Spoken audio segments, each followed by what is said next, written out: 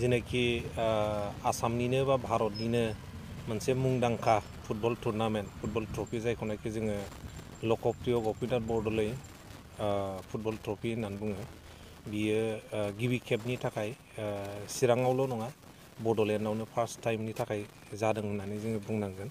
आरो बेखौ नैबे थाइखाजरा बायदि जेनाखि गोदोसोनानै थानाय ओनसोल बे ओनसोलाव जे दिनै खुंजागोन बिनि थाखाय जोङो ओनसोलनि जानानै जोबोद गोग्गानाय मोनदों आरो बेखौ जोङो गोसो खुसियै गाजा गोमजायै खुंफुंगोन होननानै आसा खालामदों।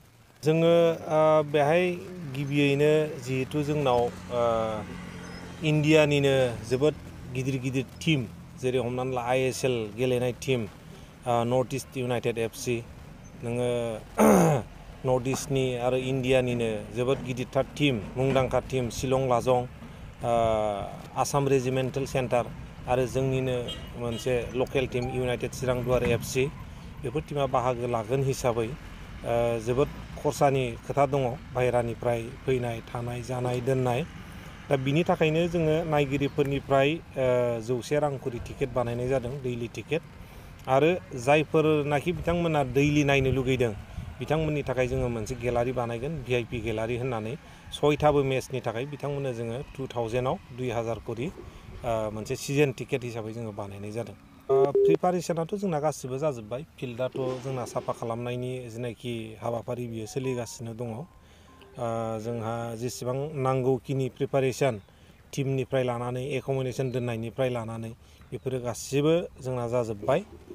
दा जोङो टीमखौल' बरायनांगौ आरो जोंनि रायजो राजाफोरनि गोग्गोम जेनाखि मोनसे सापर्ट बेखौल' जोंनो नांसिगौ।